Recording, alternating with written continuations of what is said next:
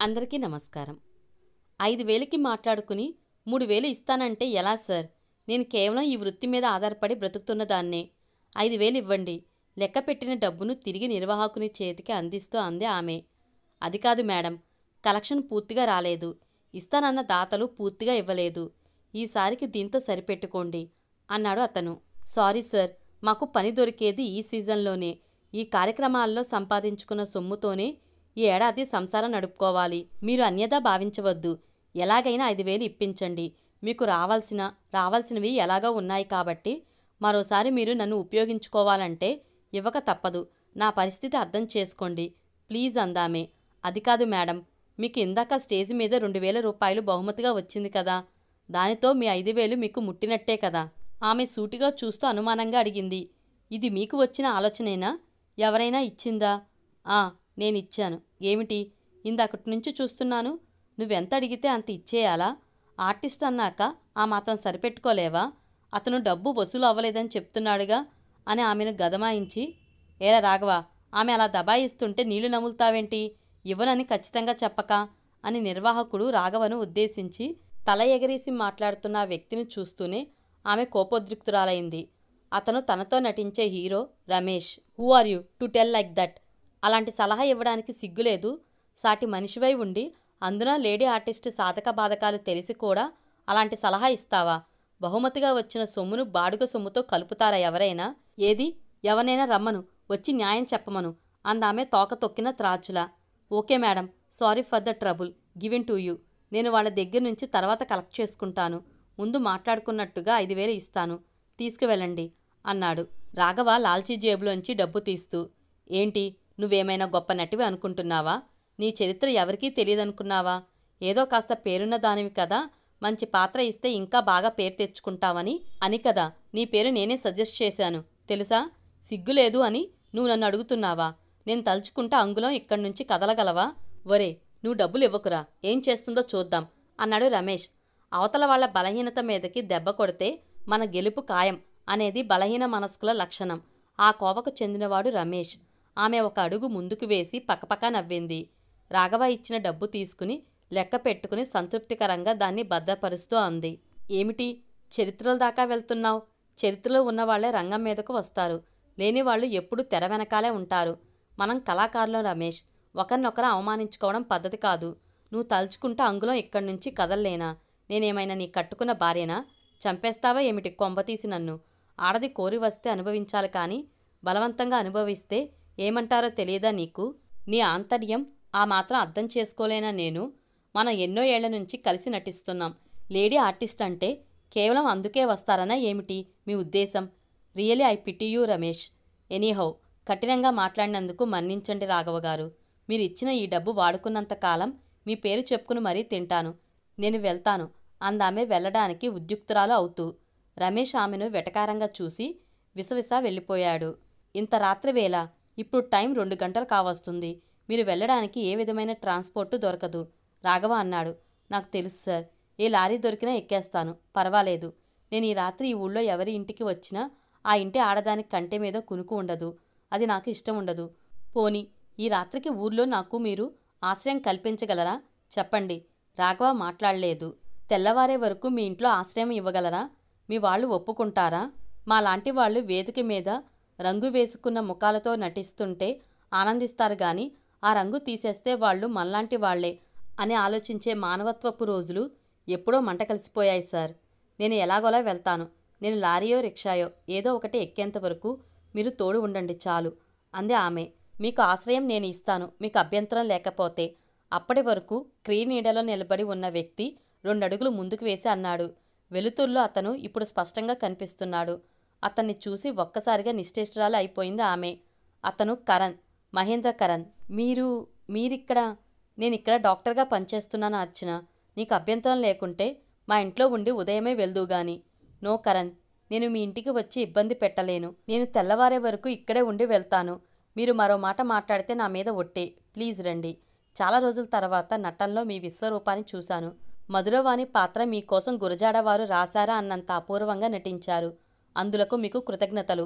ఇక మా ఇంట్లో మీరు ఇంటికి వస్తే కునుకు పట్టన ఆడది అదే మా ఇల్లాలు లేదు. నేను పెళ్లి చేసుకోలేదు కాబట్టి. పెద్దావిడ, మా అమ్మగారు ఉన్నారు, మీకేమీ భయం లేదు రండి అన్నాడు అతను కలుపుగోలుతనంగా చిరునవ్వుతో. ముందు అక్కడ్నుంచి బయటపడవచ్చు అనే భావంతో ఆమె తన చిన్న బ్రీఫ్ కేస్ అందుకుని రాఘవతో అంది.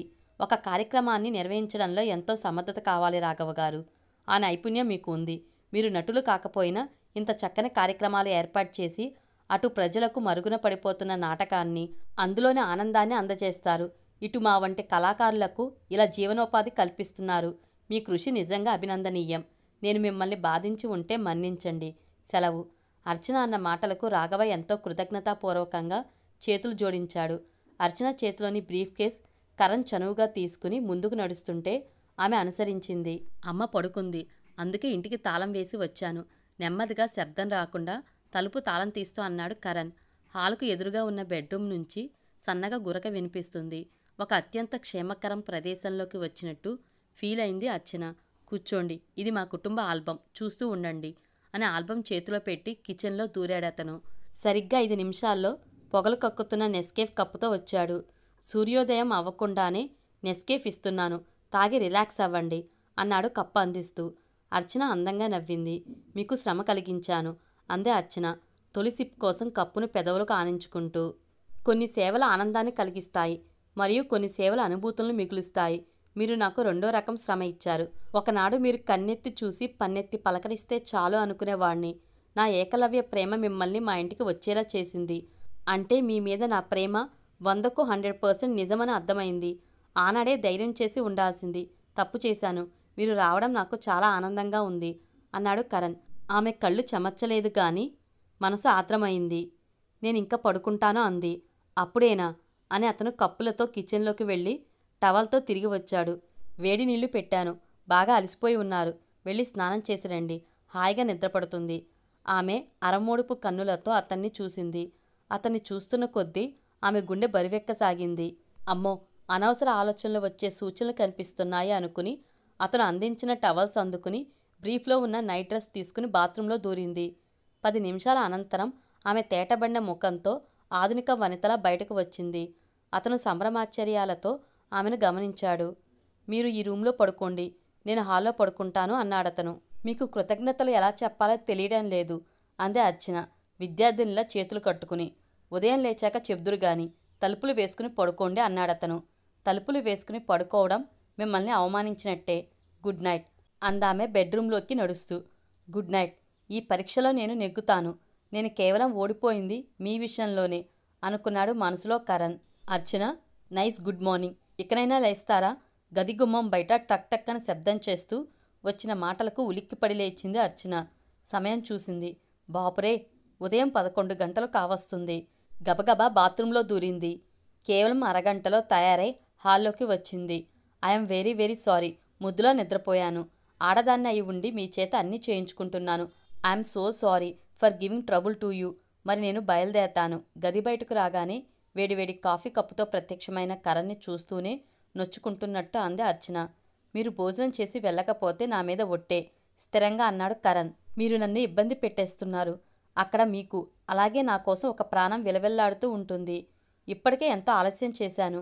అర్చన ప్లీజ్, మీరు భోజనం చేసేస్తే మీ వెంట వచ్చి మిమ్మల్ని మీ ఇంటి దగ్గర దింపి ఆ ప్రాణాన్ని కూడా చూసి వస్తాను, మీరు అనుమతిస్తే. నిజంగా మా ఇంటికి వస్తారా? వైనాట్? రాకూడదా? ఎంత అదృష్టం! కాలదన్నుకున్న అదృష్టం కోరి వస్తానంటే అంతకన్నా అదృష్టం మరి ఏముంటుంది? అయితే ఓకే, ఇద్దరం కలిసి భోంచేద్దాం. భోజనం అయ్యాక మళ్ళీ విశ్రాంతి తీసుకుని సాయంత్రం బయలుదేరండి అంటే మాత్రం కుదరదు. అందుకు సరే అంటేనే మరి అందామె గారంగా.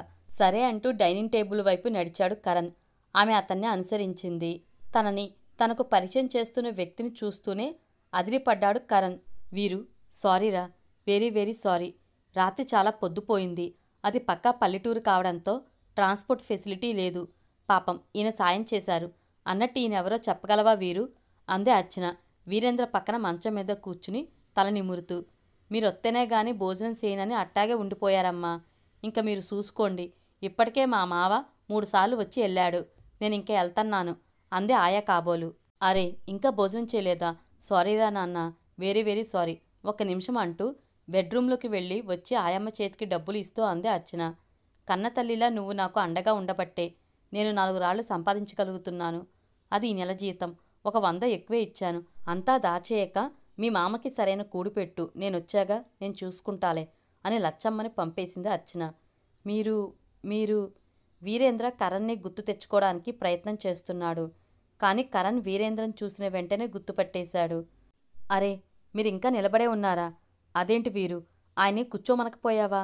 ప్లీజ్ కూర్చోండి అంటూ కుర్చీ చూపించింది అర్చన. నాకింకా ఆశ్చర్యంగా ఉంది. మీరు ఎంతో ఉత్సాహంగా ఉండేవారు. మీరిలా? అడిగాడు కరణ్ స్థిరంగా కూర్చుని. తప్పని తెలిసి చేసే మనిషికి భగవంతుడు తప్పక శిక్ష విధిస్తాడు. నాకు ఈ శిక్ష కావాల్సిందే. ఈ అమృతమూర్తికి ద్రోహం చేద్దామనుకున్నాను. నేను చేస్తున్నది తప్పని తెలుసు. అయినా మగవాణ్ణి అనే అహంకారంతో నన్ను నమ్మి వచ్చిన ఆడదాన్ని ఓడించగలిగాననే గర్వం నాకు ఈ శిక్షను విధించింది. నా నమ్మక ద్రోహానికి ఈ శిక్ష చాలదు కరణ్ అంటూ కరణ్ చేతుల్ని తన చేతుల్లోకి తీసుకుని విలపించసాగాడు వీరేంద్ర. డాక్టర్ నిన్ను ఉద్రేకపడవద్దని చెప్పాడా లేదా? సరదాగా నవ్వుతూ చక్కగా కబుర్లు చెప్పుకోవాలని గాని జరిగిపోయిన తతంగం అంతా ఎందుకు? నేను రాలేదని భోజనం మానేస్తే నాకెంత బాధగా ఉంటుంది చెప్పు అంటూ అప్పటికే కంచంతో వచ్చిన అర్చన వీరేంద్రకు భోజనం తినిపించసాగింది. తన కార్యక్రమం ఎంత బాగా జరిగిందో అంతా పోసుగుచ్చినట్లు వీరేంద్రకు చెప్తూ నవ్విస్తూ భోజనం తినిపించింది. వెంటనే టాబ్లెట్లు వేసింది. మరో 5 నిమిషాల్లోనే అతను నిద్రలోకి జారుకున్నాడు. సారీ కరణ్, మీకు చాలా శ్రమ ఇచ్చాను. రండి, హాల్లో కూర్చుని మాట్లాడుకుందాం. ఏం తీసుకుంటారు? Coffee, tea? నాకేమీ వద్దు. మీకు అభ్యంతరం లేకుంటే. ఇద్దరూ హాల్లోకి వచ్చి ఎదురెదురుగా కూర్చున్నారు. మీ ప్రశ్న నాకు అర్థమైంది కరణ్. మీరు ఏ విధమైన సేవ చేస్తున్నారో నేను అదే పడవలో ప్రయాణిస్తున్నాను. వివరంగా చెప్తాను. మీ ఇంట్లో మీరు ఒక మాట అన్నారు, గుర్తుందా? తన కాళ్ళ మీద తాను నిలబడిన వ్యక్తి ఎవరైనా సరే తాను బ్రతికి ఉన్నంత వరకు కేవలం తన తల్లి వల్లనే అలా ఉన్నాను అని గుర్తించగలగాలి అని. ఆ శక్తి నాకు నా మాతృమూర్తి ఇచ్చింది. అవును కరణ్, అమ్మ ఓర్పే నాకు రాకుంటే నేను ఈనాడు ఆత్మహత్య చేసుకుని ఉండేదాన్ని. పుట్టిన పిల్లల్లో నేను ఎంతో అందంగా పుట్టానని అపురూపంగా పెంచి పెద్ద చేసింది. నా ఊహ తెలిసేనాటికే నాన్న పోయారు. అమ్మ మెలకువగా ఉంది అంటే అసలు పని చేయకుండా ఖాళీగా ఉండేది కాదు. పనిచేసే ప్రతి క్షణానికి ఒక పైసా అయినా రావాలి. కష్టపడేది. న్యాయబద్ధంగా ఎలాంటి పనైనా చేయాలి. డబ్బు సంపాదించి నన్ను బాగా చదివించి పెద్ద ఉద్యోగస్తురాల్ని చేయాలి అన్న ఉద్దేశంతో నాకు సంగీతం, డ్యాన్స్, కరాటీ అన్నీ నేర్పించింది. మీకు తెలుసుగా, కాలేజీ బ్యూటీగా మీ కుర్రాళ్ళందరూ నాకు నీరాజనాలు పడుతూ నా ఇంటి చుట్టూ తిరుగుతున్నప్పుడు వారందరితో లౌక్యంగా ఎంతవరకు ఎలా ప్రవర్తించాలో నేర్పింది. నన్ను మోసం చేసినా పర్వాలేదు, నిన్ను నువ్వు మోసం చేసుకోకు తల్లి అని హెచ్చరించేది అమ్మ. అమ్మను మోసం చేస్తూనే నన్ను నేను సరిపెట్టుకుంటూ సాంస్కృతిక కార్యక్రమాల సెక్రటరీగా ఉన్న వీరేంద్రను అభిమానించడం మొదలుపెట్టాను. నాలో ఉన్న కళలను గుర్తించి అతను ప్రోత్సహించడమే అందుకు కారణం. ఎందరో ప్రేమలేఖలు అందుకున్న నేను నా పట్ల ఆనాటి కాలేజీ హ్యాండ్సమ్ అనిపించుకున్న మీ ఆరాధనను అర్థం చేసుకున్నా ప్రతిస్పందించలేకపోయాను. వీరేంద్ర అత్యంత చలాకితనం, ముఖ్యంగా అతని ధైర్యం అతనంటే ఇష్టపడేలా చేశాయి. నా మనసుకు గేలం వేయగలిగానని అతడు గుర్తించిన వెంటనే నన్ను ఒక శుభముహూర్తాన తీసుకుపోయాడు. ఇంట్లో డబ్బు నగలతో అతనితో వెళ్ళిపోయాను. అతను నన్ను నమ్మించి దోచాల్సినవన్నీ దోచుకుని నేను ఆ మత్తులో ఉండగానే నీ వాళ్ళని కలుసుకోవడానికి ఇది ఉపయోగిస్తుంది. నిజానికి నిన్ను బ్రోతల్ హౌస్కి అమ్మేద్దాం అనుకున్నాను. కానీ నేను అనుభవించిన అందం అలా క్షణక్షణం చిత్రవద కావడం నాకిష్టం లేదు. ఇంటికి వెళ్ళి తప్పు ఒప్పుకుని మీ అమ్మ చేసిన పెళ్లి చేసుకో అని ఉత్తరం రాసి తన సెల్ ఫోన్ ఇచ్చి వెళ్ళిపోయాడు. 2 గంటలు గడిచి గడవక ముందే అతని నుంచి హృదయ విదారకమైన ఫోన్. ఘోరమైన లారీ యాక్సిడెంట్ జరిగి 2 కాళ్ళు నుజ్జు నుజ్జు అయిపోయిన నిస్సహాయ స్థితిలో వచ్చింది ఆ ఫోన్. చాలా చాలా హాయిగా నవ్వుకున్నాను. ఆ యాక్సిడెంట్ జరిగి ఉండకపోతే అతను తప్పక నాకు దూరం అయ్యేవాడు. నిష్కల్మషంగా నమ్మినందుకు దేవుడు వాడికి తగిన శిక్ష వేశాడు. నా తప్పు ఒప్పుకుని అమ్మ ఒళ్ళో తల పెట్టుకుని మనసారా ఏడవాలని బయలుదేరాను. అప్పటికీ 100కు పైగా మిస్డ్ కాల్స్ వాడి దగ్గర్నుంచి. నన్నైనా మోసం చేయి తల్లి, నిన్ను నువ్వు మోసం చేసుకోకు తల్లి, ఓర్పు సహనం స్త్రీకి శ్రీరామ రక్ష అన్న అమ్మ మాటలు పదే పదే గుర్తుకు తెచ్చుకున్నాను. అమ్మ తనని తాను పోషించుకోగలదు. కానీ వీరేంద్ర, నేను తప్పు చేయడానికి అవకాశం ఇచ్చాను. అది నా తప్పే. నా తప్పుకు నేనే శిక్ష విధించుకోవాలి. అందుకే వాణ్ణి క్షమించాను. అతనికి 2 కాళ్ళు లేవు. ఊహించిన ఆ ప్రమాదం వల్ల 2 చేతులు కదులుతాయి, కానీ ఏ పని చేయలేవు. అప్పట్నుంచి వాడి కోసం ఈ బ్రతుకు బ్రతుకుతున్నాను. మధ్యలో వెళ్ళి అమ్మను తెచ్చుకున్నాను. నా తప్పును మన్నించి నా దగ్గర ఉండగలిగింది. కానీ నా స్వయంకృతాపరాధాలకి మోగవేదన అనుభవిస్తూ నా చేతుల్లోనే మరణించింది. ఆనాడే మీకు నా అంగీకారం తెలిసి ఉంటే నా జీవితం మరోలా ఉండేది. మీతో కలిసి నడిచే అదృష్టం నాకు లేదు కరణ్ అందామె నిస్సహాయంగా. నువ్వు నాతో కలిసి నడుస్తానని మాట ఇస్తే అవకాశం ఉంది అర్చన. ఆమె సంభ్రమంగా చూసింది. వీరు మా అమ్మ అలాంటి నిస్సహాయులకు ఒక సంస్థ నెలకొల్పాలని నేను ప్లాన్ సిద్ధం చేసుకున్నాను. మనం చేసిన తప్పుని దిద్దుబాటు చేసుకుని ముందుకు సాగడంలో నీ సంపూర్ణ సహకారం నాకు కావాలి. ఏమంటావ్? అతని 2 చేతులను తన చేతుల్లోకి తీసుకుని మాట ఇస్తూ సంతృప్తి నిండిన నయనాలతో సువర్ణ భాండం లభించినంత సంతోషంగా చిరునవ్వు నవ్వింది అర్చన.